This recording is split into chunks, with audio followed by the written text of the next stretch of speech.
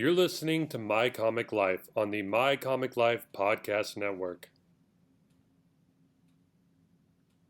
Welcome back to My Comic Life, folks. That's right, My Comic Life. You know we are your one-stop podcast for all things geek, nerd, movies, comics, sci-fi, pop culture, video games. If you're into that, stop.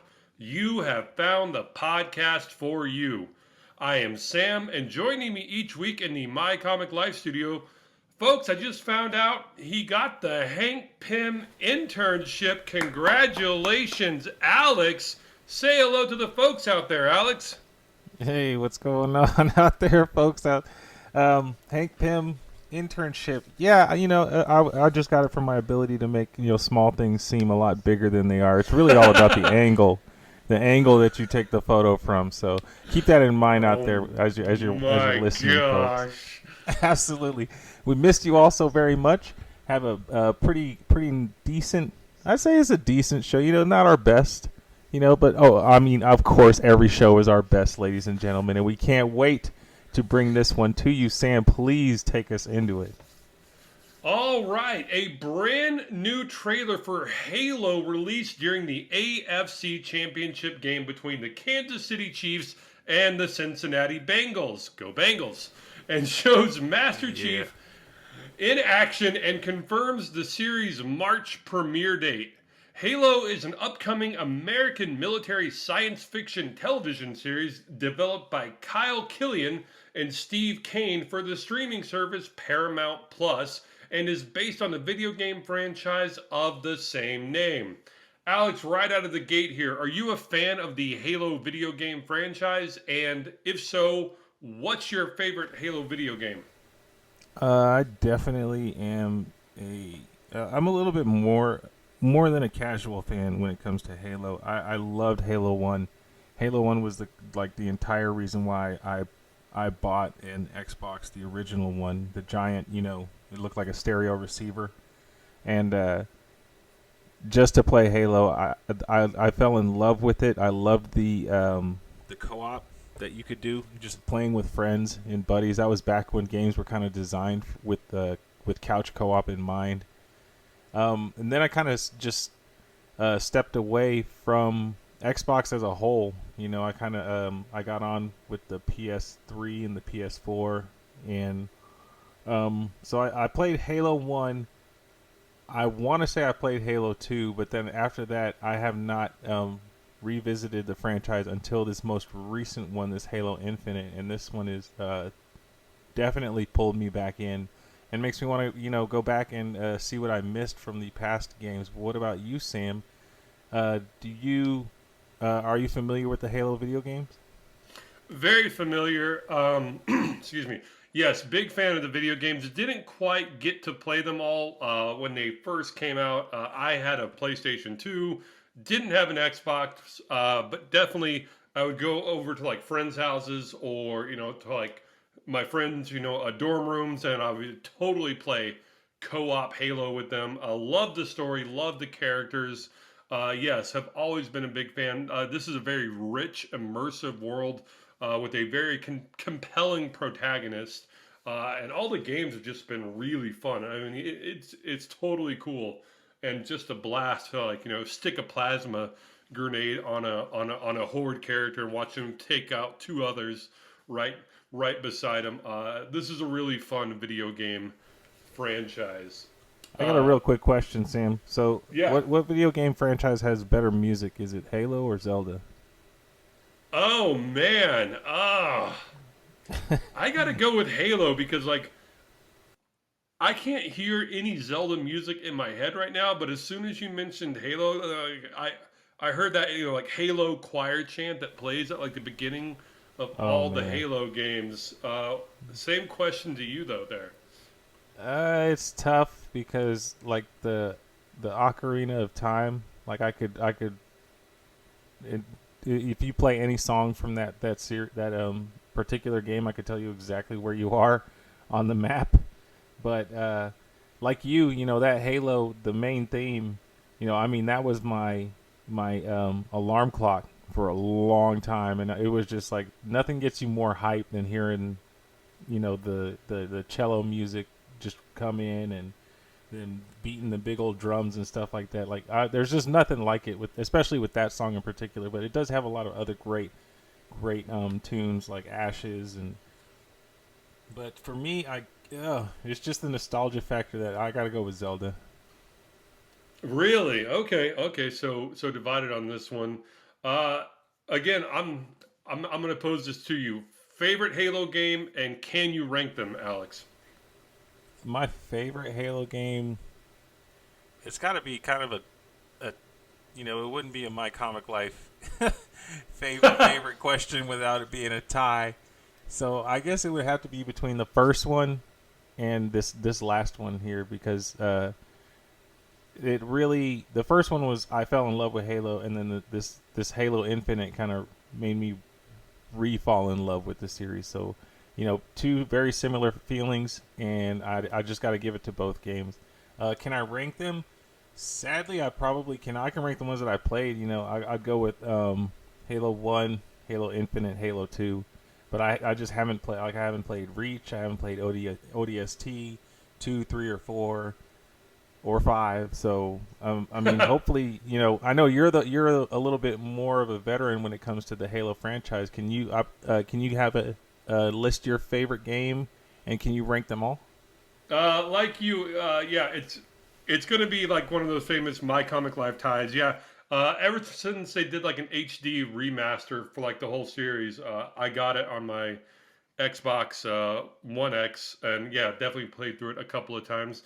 Probably ranking them, I really like Halo 2 because you get to like our favorite one because that's when you can start dual wielding weapons. So like I love dual wielding pistols or like dual wielding machine guns. Like that's always fun. But Halo 3 and Halo ODST are both awesome games as well. So I mean, uh, kind of a tie for me between Halo 2 and Halo 3 as to like being my favorite Halo games.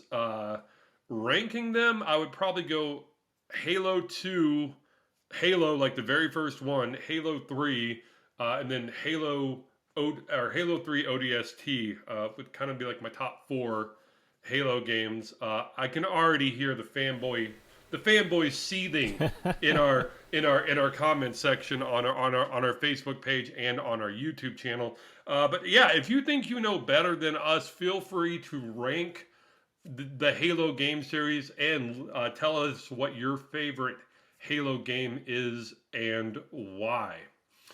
All right. So getting back to this, the Halo series stars Pablo Schreiber from American Gods and Orange is the New Black as Master Chief Petty Officer John 117, or simply Master Chief, the main protagonist in the Halo multimedia franchise. The series will also star legendary voice actress Jen Taylor, who will be reprising her role as Cortana from the video game series. Alex, what do you think of the franchise tapping Pablo Schreiber to play this beloved video game character? I dig Pablo. He's a good enough actor, um, and I know he's like absurdly tall. I think he's like 6'5" or something. And that's something that you need, especially when you're talking about Master Chief, because he is noticeably larger than a normal sized human in the Halo. The the video games, the books, the cartoons, the comic books, all of that. He always kind of towers over a normal human. And Pablo, he does a great job of doing that. You mentioned he was in American Gods, and he played I forgot, but it was kind of a funny little take on the character where he plays like this 7 foot tall leprechaun or something like that in American God. Is really I suggest you, if you haven't seen that show, check out at least the first season because it's really good. Um, but I think he could do a great job as the Master Chief as long as he just keep your damn helmet on. Like, please, for the love of God, keep your damn. I mean, I've been going through Book of Boba, and this dude is just popping that helmet off left and right, and it gets on my nerves. And sadly, that kind of happened in this last season of Mando too, where he's just taking off the helmet, and I kind of feel like, it is a controversial take, among gamers and stuff. Do they like that he keeps the helmet on? Do they want him to take it off? But I like to be able to kind of project myself into these characters, and it's way easier to do if they keep the mask on. But what about you, Sam? Do you have an opinion on this, you know, tapping into Pablo Schreiber as the Master Chief? I'm excited to see him. I haven't seen a ton of his work. I think he was in, yeah, he was in 13 Hours, and remember him from that movie. And I've seen him, just like guest star on like other TV series. Like whenever I see him pop up, I'm like, oh hey, that guy. Yeah, he's really good. He stands at 6'5", so yeah, tall guy. Um, yeah, so and like I said, solid actor from all the work I've seen him, and so yes, I am excited to see him in this role.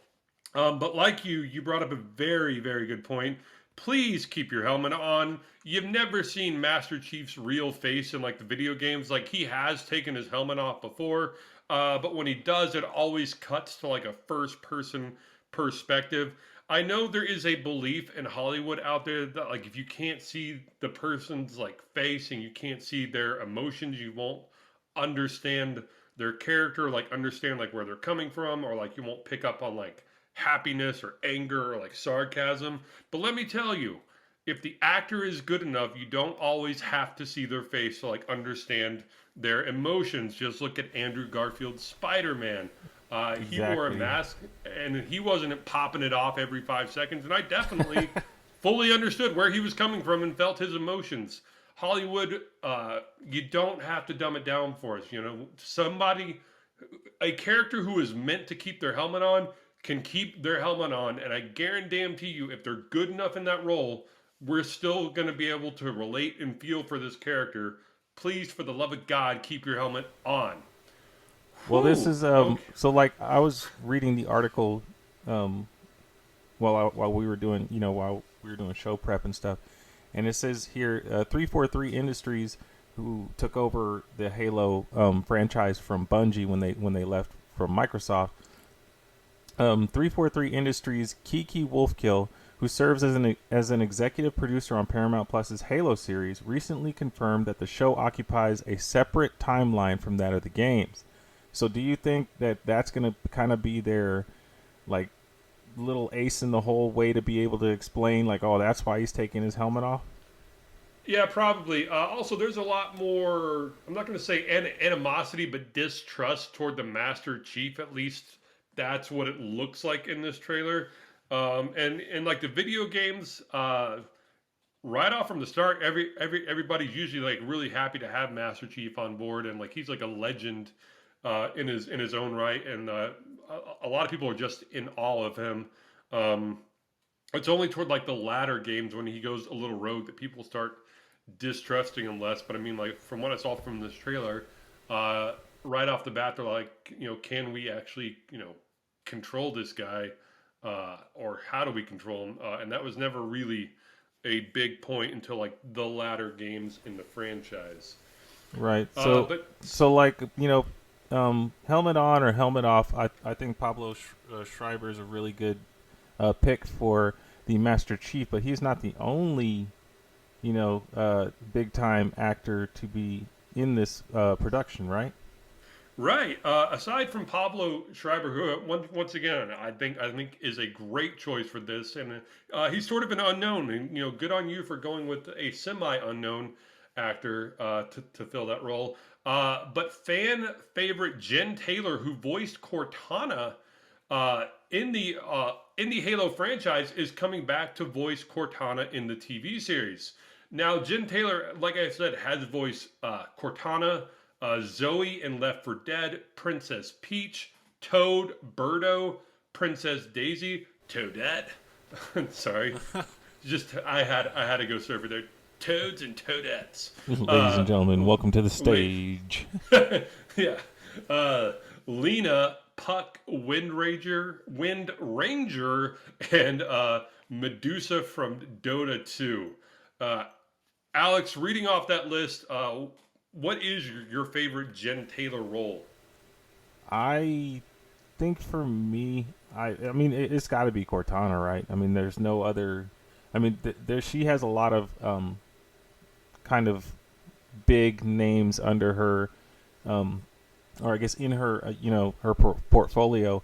But some of them, like your Princess Peaches, your Toad, you know, Daisy, Toadette, they're kind of these.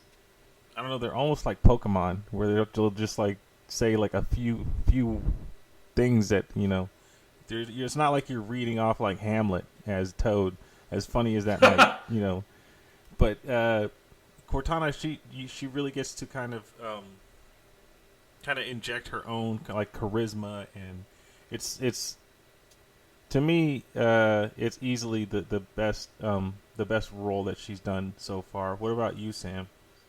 Oh, I'm 100% on board with you. Cortana all the way. She was always that kind of cute, fun voice, kind of guiding you throughout all the Halo games. And you actually do kind of develop a sort of like bond with her, and she becomes a pivotal character in the latter video games. And Master Chief really goes out of his way to like save her.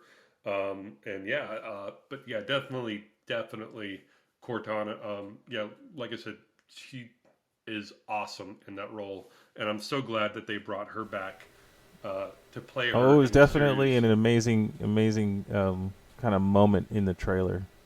Yeah, and definitely a good nod or tip of the hat to the fans there to bring her back. But yeah, speaking of, the trailer sees Master Chief and his fellow Spartans taking the fight to the alien Covenant, uh, including a Master Chief holding his own against two energy sword wielding elites and grasping a sacred object, the consequences of which was kept hidden throughout the trailer. What did you think of the trailer, Alex? What was your favorite part? I thought this was a badass trailer. It was definitely better than the first one they had released that didn't really have a whole lot of um, information in it. This one was just way better. I like the way that the show looks. I like that it's kind of in. You don't really get to see any kind of like cities or anything like that. It's just like there's like rocky regions and then there's laboratories. So it does kind of stay true to the normal settings that you would see in a Halo video game. But as far as my favorite part, I think aside from the part where just Cortana just kind of like rolls up and introduces herself, it's got to be that fight that he has with the energy sword, um, kind of the Covenant, man. I think that was pretty sweet to watch, and it's definitely going to be cool to witness. And for me, I'm all in on this show. But what about you, Sam? Did you have a favorite part of this trailer, and what did you think of the trailer overall? I thought the trailer was fun.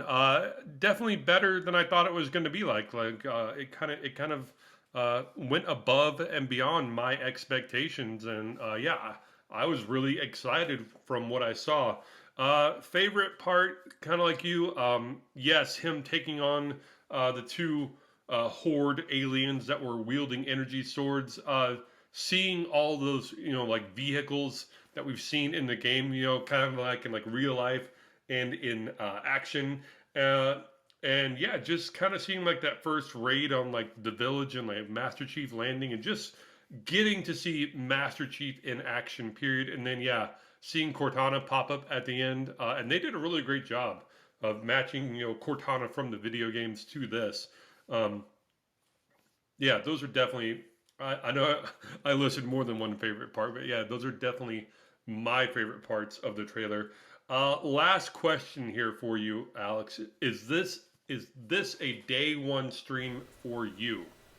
I think so. I definitely because I think this comes out maybe a week or so before there's something else that's coming out on the 30th that we just covered last week, and now I am completely just having a brain fart moment. But this is definitely going to be a day one stream for me. I can't wait to check this out. I hope each episode is like 4 hours long, and I hope there's like 15 of them. What about you, Sam? I mean, yeah, definitely a day one stream for me. You said it best. That first trailer, I was kind of wishy-washy on it. I was like, I don't know. But yeah, they did a really great job with this second trailer and sold me. And yes, definitely 100% day one stream for me. Yes, and just a reminder, folks, Halo premieres March 24th on Paramount Plus. And stay tuned to My Comic Life, our Facebook page, our YouTube channel, this podcast for all upcoming Halo series news. Alex, any final words here on Halo? No, and I was looking through last week's show notes, and it's Moon Knight comes out 6 days after Halo, man. How you liking that? And busy Well, April. hey, bring on all the awesome TV shows, man. I'll watch them. Absolutely. All right, moving from the video game side of things to something we rarely talk about here on My Comic Life: fashion. That's right. Alex and I are going to do a little strut on the catwalk for you. Yes, now you can dress like Batman. Well, sort of.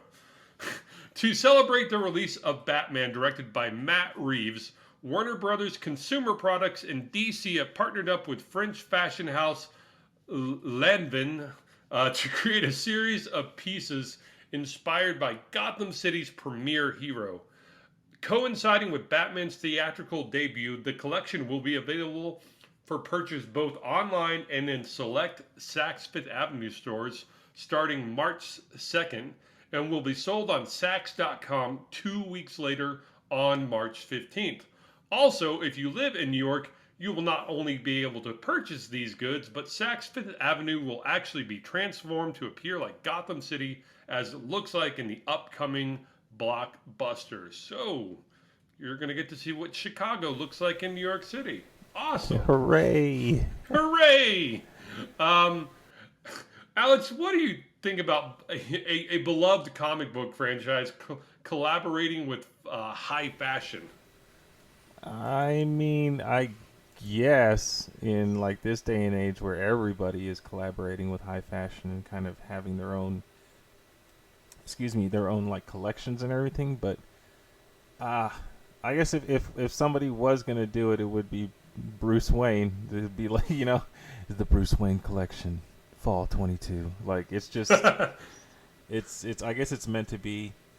But I don't. I personally don't really like it, but I see why they did it. I guess somebody's eventually gonna have to dip their toe into this kind of a collaboration, but it's just not for me, man. What about you, Sam? What do you think about comic book franchises collaborating with high fashion houses? I mean, when somebody decided to mix chocolate with peanut butter and create Reese's, that was a great collaboration. This, I mean, it doesn't really speak to me. I'm not gonna knock it. Look, if it generates profit, if it spreads Batman, if it gets more non-comic book readers into comic books, or gets them to go see the latest Batman movie, so we can keep the Batman franchise alive, more power to you. But like I said, I'm just about it basically. But yeah, speaking of this fashion line, did you see any pieces that you like or anything that you would want to add to your collection, Alex?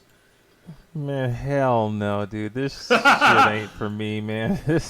I doubt this was even made with people like you and I in mind. I definitely think they made it and they were like, what about the actual comic book fans of Batman? And then just evil laugh, like immediately after mentioning that. But I don't see anything, looking through. We have the page, and I hope that I hope that you can like link it down in the video description, so that the listeners can just check it out themselves. But I don't see anything for me. I don't think I could fit into this shimmering Catwoman dress. You got the legs for it. I do, but and then the shoes. I mean, maybe when I was in a freshman or sophomore in high school and I was like really big into skating, that's kind of what these shoes look like. that definitely would have been something I might have messed with. But I mean, I don't know, Sam. You looking at these pictures, man? You see like these shorts. They look like they're on backwards. The shirts look like they're like one button, like they're misbuttoned. I don't know, man. Am I old, Sam, or are you also not feeling this collection? I'm really not feeling this collection. I don't think that this collection is tailored for the average comic book person. I mean, there is a purple faux leather jacket with Batman on the back of it, which looks all right. And like you, the the shimmering silver Catwoman dress. It's a low cut dress uh, made out of like what looks like shimmering silver with a picture of Catwoman imprinted on it. That looks cool, maybe. And there's a Catwoman clutch that can go with that dress. But yeah, no, none of this is anything that I would buy or wear out in public comfortably. No, so not for me. Um, but Not to speaking mention that of, I mean, we didn't. They I'm pretty haven't sure I couldn't released anything afford. about the. Yeah, I'm I'm I'm over here looking, and I haven't seen anything on prices, but I'm willing to bet that these shoes are going to be at least like I don't even know, man. Probably at least like $1,000, and that's something that it's just not in my budget right now to spend $1,000 on a pair of Batman shoes that look like you should be able to find them in the aisles at Walmart. Um, but that's not to say that you guys, you listeners out there, man, share the podcast. Let your friends, get your friends on there to subscribe. We get big enough, and we hit the Patreon. You guys subscribe to the Patreon. Maybe Sam releases a little OnlyFans on the side, and then we can afford these horrendous products. What do you think, Sam? I am not putting on the luchador mask again and going back on OnlyFans to raise money for the show. Damn it. Tell you what, Sax Fifth. I know you listen to this show. I know you're big fans of this show. Yeah, Sax Fifth, we are talking to you. If you want to send Alex and I the appropriate sizes of the male side of this collection, we will both proudly wear this for 2 weeks to work. That's all we There's will a wear. male side of this. Oh my God, there is a male side of this collection. There is, man. Yeah. Okay, Um, I see it now. yeah.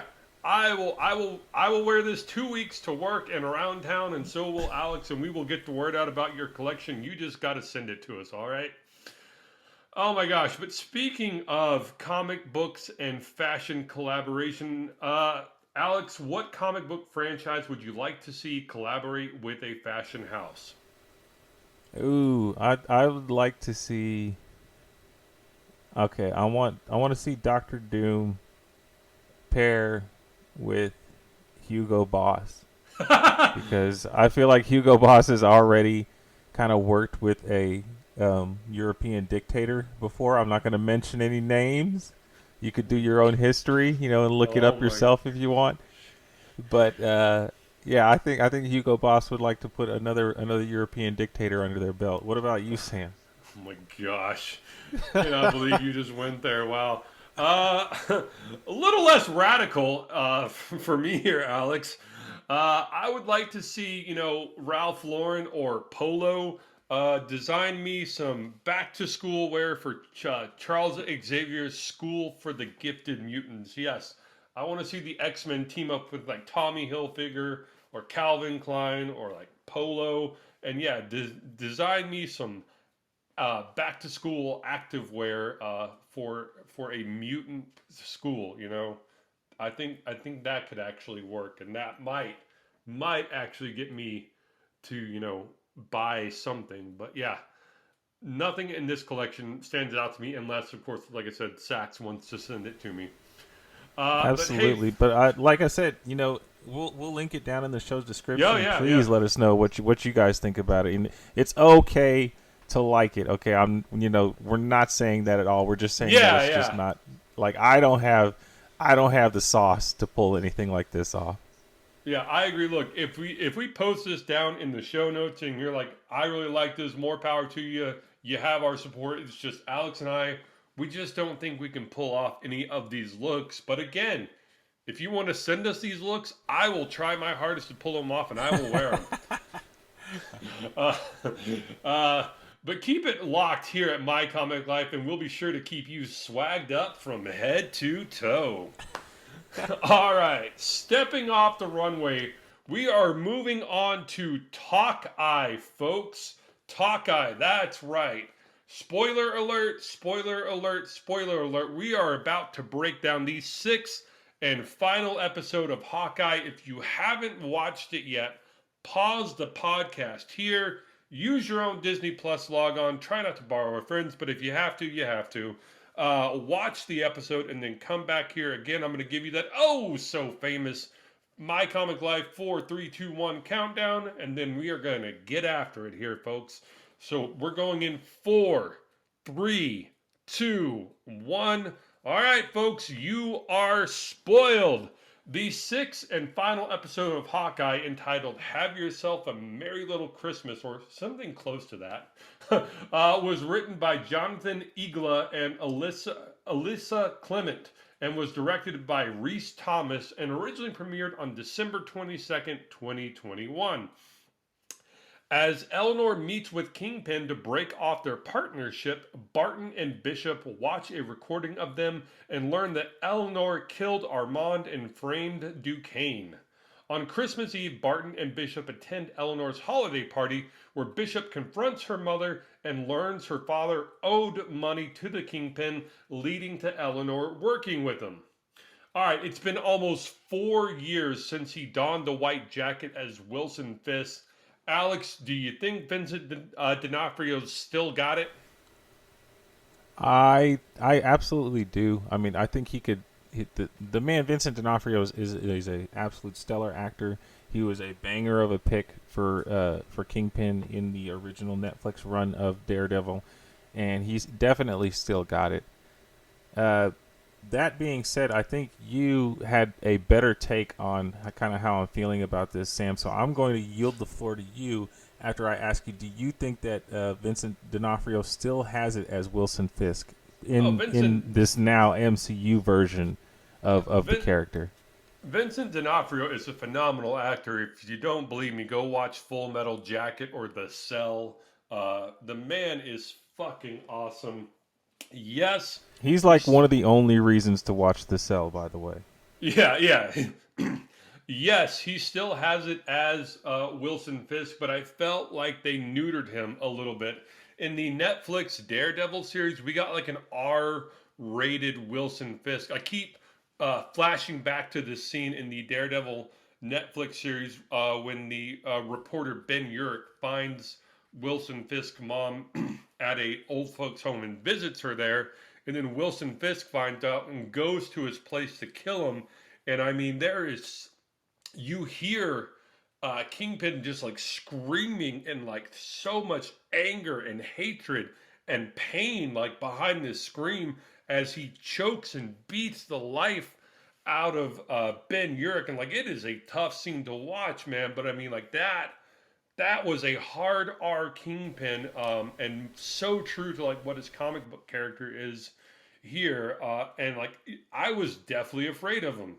Here, Vincent D'Onofrio still does a phenomenal job as Kingpin, but we almost got kind of like what I would equate to like the 90s Spider-Man cartoon Kingpin, and not the hard R Kingpin. I think if you're going to bring Kingpin back, don't do it on a Disney Plus series. Do it on a Hulu series and give us that hard R Kingpin. That being said, though, I was still thrilled to see Vincent D'Onofrio back as Kingpin, and I got some flashes of that hard R angry Kingpin coming through. But for most of this part, though, like I said, he just felt a bit neutered, a bit, going from hard R to PG-13, and I was kind of sad. Okay, I'm glad that you clarified, because you kept saying hard R, and to me, I'm just glad you meant rating. Yeah, rating. Sorry. Oh my gosh.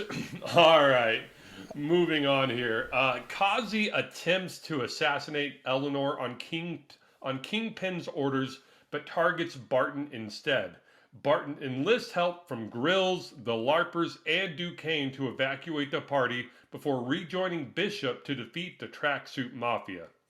After Lopez incapacitates Kazi, Bishop attempts to look for Eleanor while Barton is confronted by Belova, who demands the truth on Natasha Romanoff's death.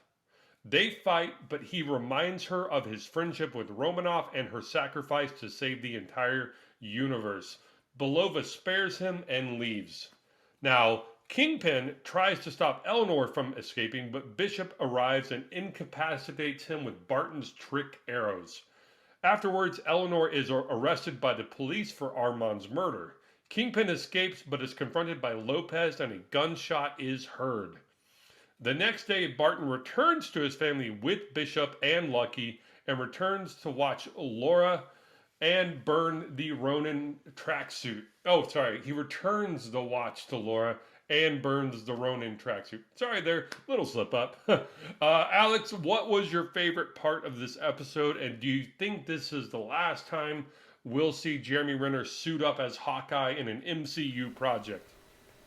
My favorite part of this particular episode has got to be like there was a lot to like in this episode. It definitely was one of the better kind of like final episodes of these Disney Plus productions.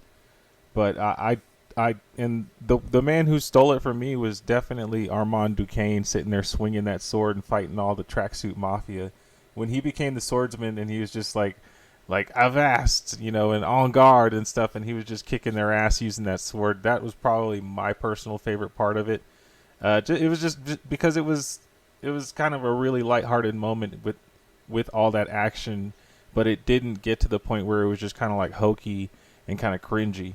So that for me is definitely my favorite part of this episode. Now, do I think that this is Jeremy Renner's swan song?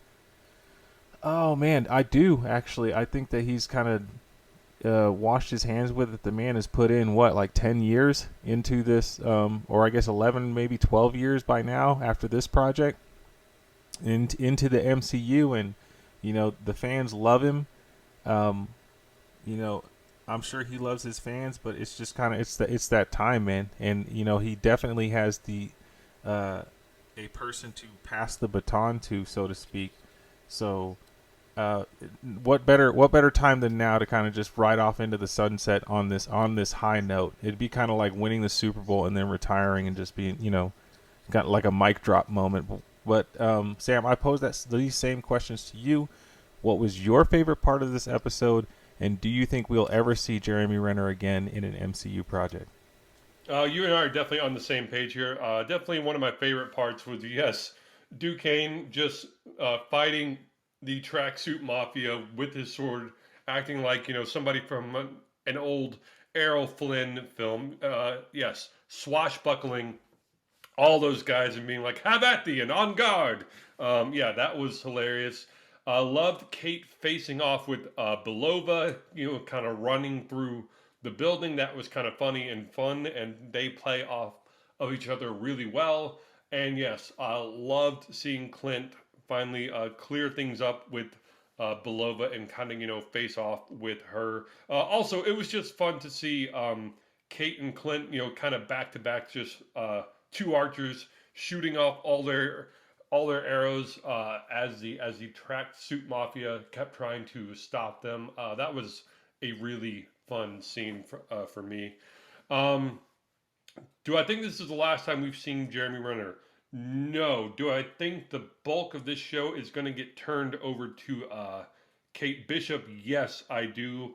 I still think he'll show up for like an episode or two, or make like a cameo in movies and such. But like, I could see like Kate like calling him more, just for like advice on what to do, and him being more of just like like every other episode or like every fourth episode, just quick cameo show advisor. But no, I don't think we've fully seen the end of Clint Barton or Jeremy Renner in the MCU.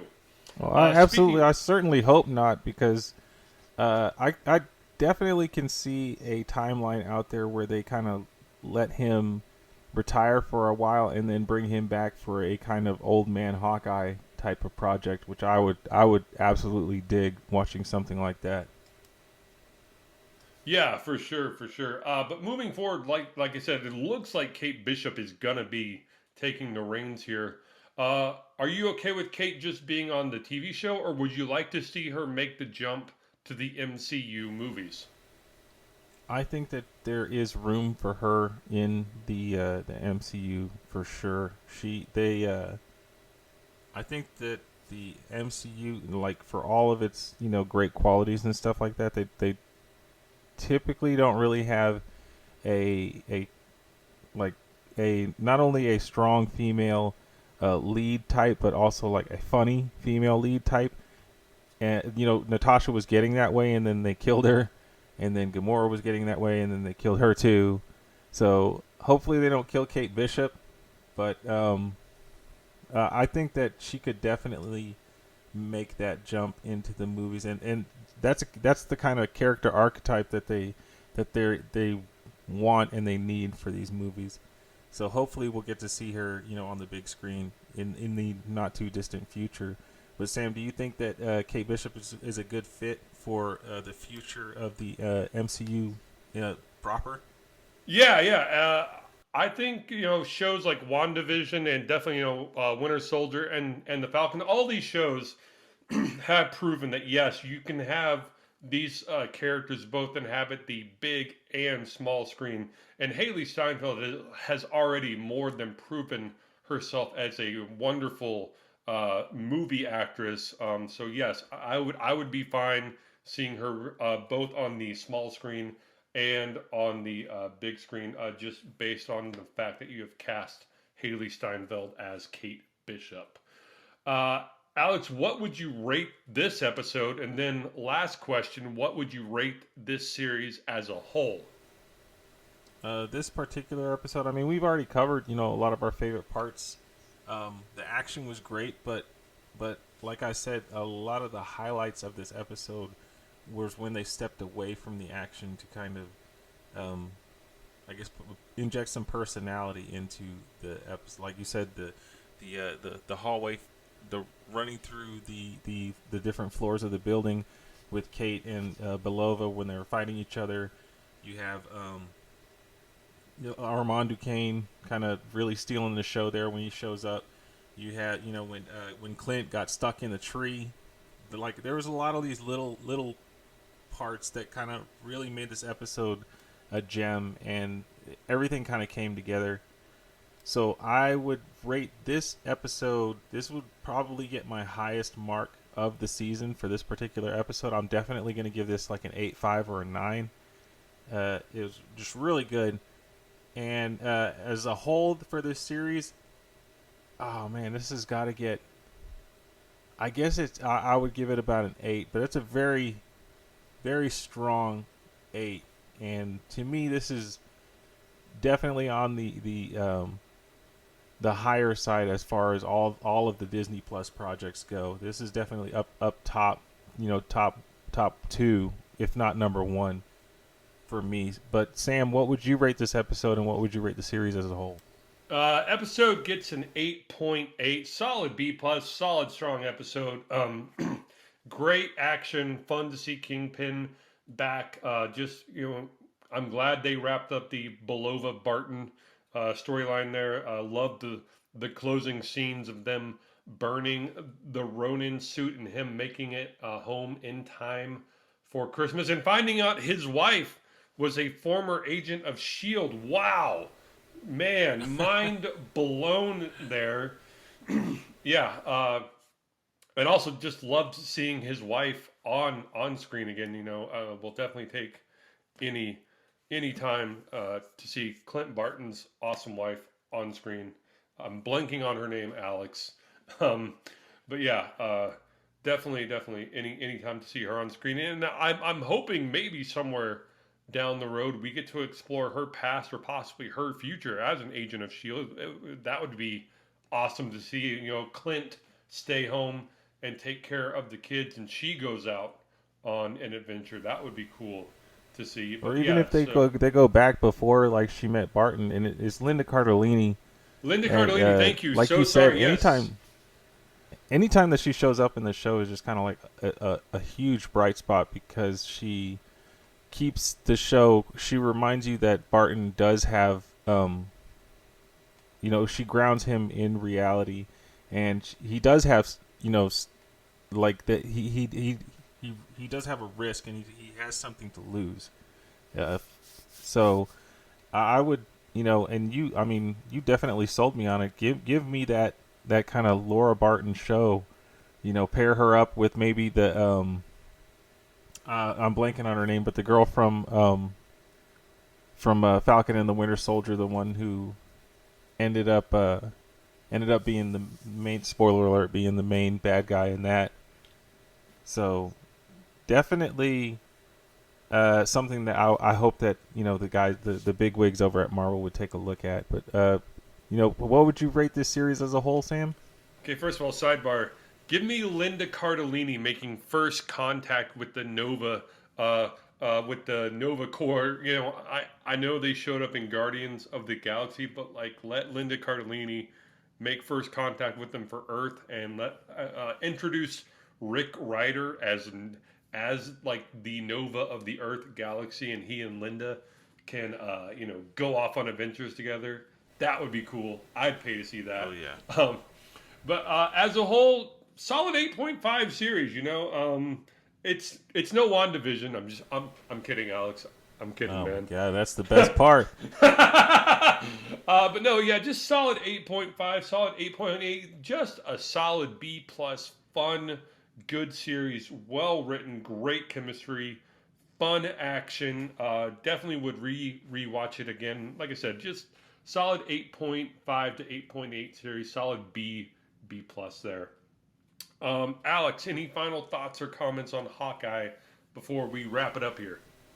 No, I mean this was fun. This was probably my favorite kind of. Well, no, uh, I would say as far as every show that we've covered in the My Comic Life way, I would probably put Mando just right above this. But that's uh, you know, it's 1A and 1B for me for sure.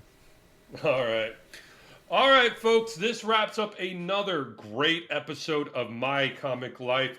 Please continue to like our Facebook page and subscribe to our YouTube channel and email us. But yeah, the like and the subscribe really helps grow the show and spread the word. The more likes and subscribes we get, the more attention and notice we get, and that really does mean a lot to us. Also, feel free to email us at realmycomiclife@gmail.com with your thoughts on the show, or what you want to see us talk more about. Again, that email address is realmycomiclife@gmail.com, and that is all one word. And we're on Twitter. We're on Twitter? We're on Twitter at @mycomic_life. Wow, I totally forgot we had a Twitter going. Yes. Tweet us at mycomic_life on Twitter. We will try to answer your tweets. But yeah, again, email us, hit us up on Twitter, like our Facebook page, and subscribe to our YouTube channel.